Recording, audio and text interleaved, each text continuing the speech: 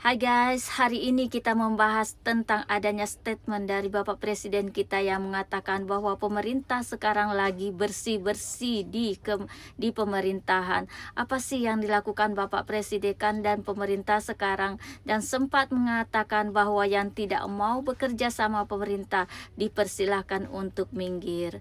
Oke, selamat datang di channel Niko Bagus. Nama saya Aisyah. Hari ini kita membahas tentang ada sekarang Bapak Presiden kita sedang melakukan bersih-bersih. Di dalam video ini kita membahas tuntas tentang apa yang dilakukan Bapak Presiden kita untuk membersihkan bersih-bersih pemerintahan ini. Kita lihat dulu cuplikan. Yang tidak mau bekerja benar-benar untuk rakyat, ya saya akan singkirkan. Kami tidak akan ragu-ragu bertindak. 100 hari pertama, ya saya sudah beri istilahnya peringatan berkali-kali. Sekarang siapa yang bandel,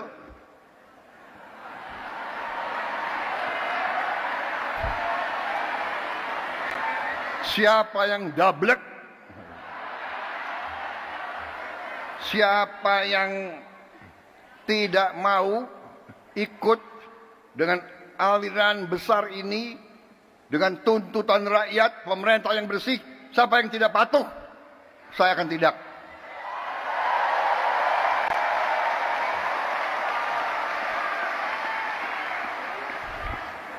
Dan saudara-saudara, jangan kira kami ini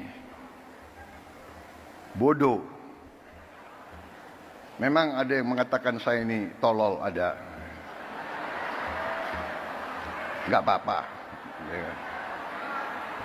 Ada yang mengatakan saya bajingan yang tolol, ya kan? Tapi saya nggak sebut namanya, kalian sudah tahu loh. Nggak apa-apa. Tapi kami paham dan kami mengerti. Dari saudara-saudara, ya, 100 hari pertama kami akan baik.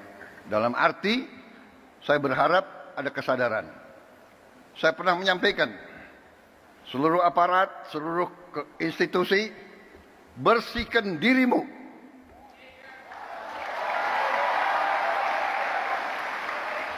Sebelum kau dibersihkan.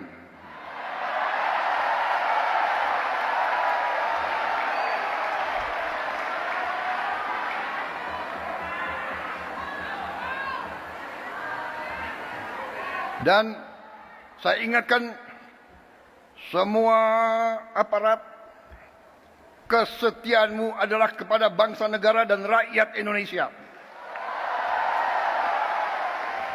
Kalau kau tidak setia kepada rakyat Indonesia, kalau kau menghalangi kebijakan-kebijakan yang untuk membantu rakyat Indonesia, saya akan tindak, saudara-saudara sekalian.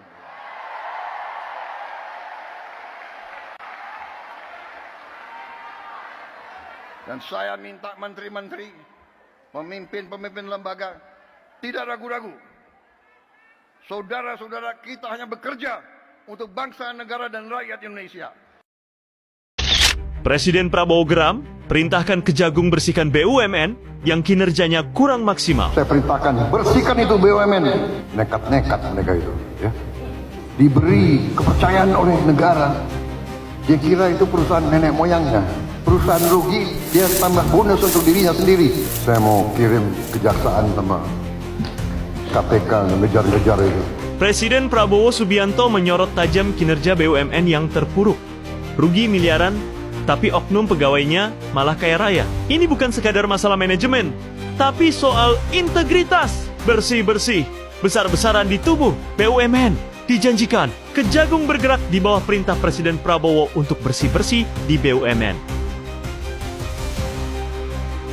Mengejutkan datang dari Presiden Prabowo Subianto dan Menteri Keuangan Purbaya Yudi Sadewa. Keduanya resmi membentuk tim audit nasional subsidi BBM. Hasil awal audit bikin publik tercengang. Ternyata harga dasar Pertalite cuma Rp4.000 per liter. Lalu, kemana sebenarnya aliran dana subsidi selama ini? Langkah berani ini langsung mengguncang dunia politik dan ekonomi. Namun yang lebih mencurigakan, dua nama besar yang biasanya paling vokal, Luhut dan Bahlil, tiba-tiba dikabarkan menghilang dari sorotan publik. Publik pun mulai bertanya-tanya, apakah ada yang disembunyikan di balik harga BBM kita selama ini? Apakah audit ini akan membuka tabir besar permainan subsidi? Satu hal pasti, langkah ini bisa jadi awal dari perubahan besar dalam tata kelola energi Indonesia. Ada apa di balik harga BBM? Kacau, sekali lagi kacau. Aturan apa ini guys? Aturan apa? KPK tidak boleh lagi menangkap direksi dan komisaris BUMN. Anak-anak jenderal yang belum follow akun ini di follow guys.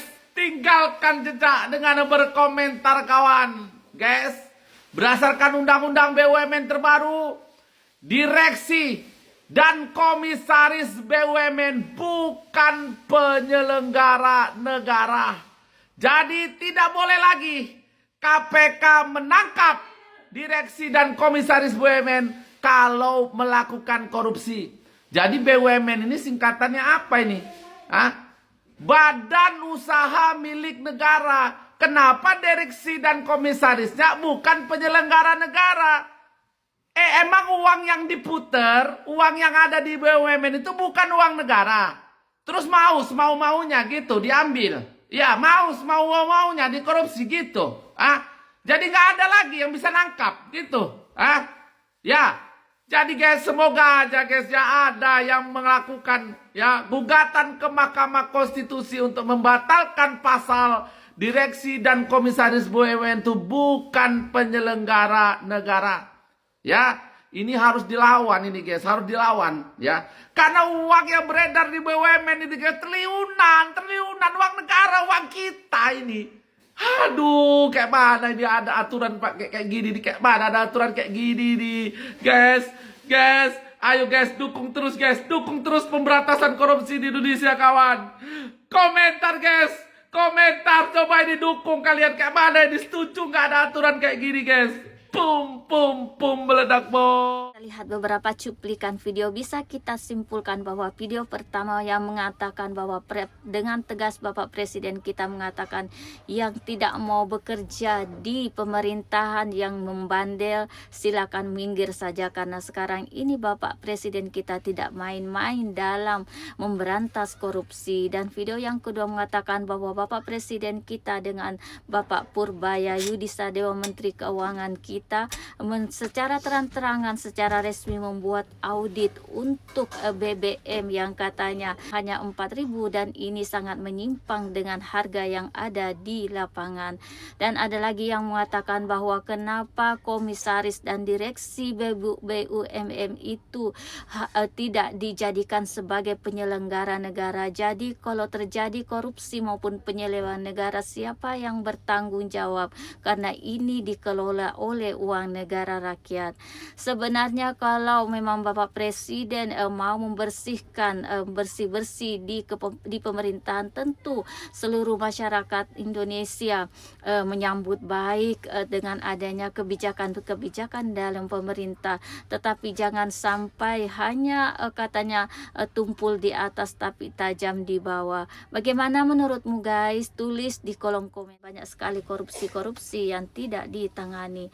Dan adalah kalau memang ini hanya untuk bersih-bersih pemerintahan, kenapa BUMN sebenarnya yang diuntungkan dengan adanya direksi maupun komisaris di BUMN ini tidak menjadi penyelenggara? Tulis pendapatmu guys di kolom komentar. Jangan lupa like dan share. Terima kasih.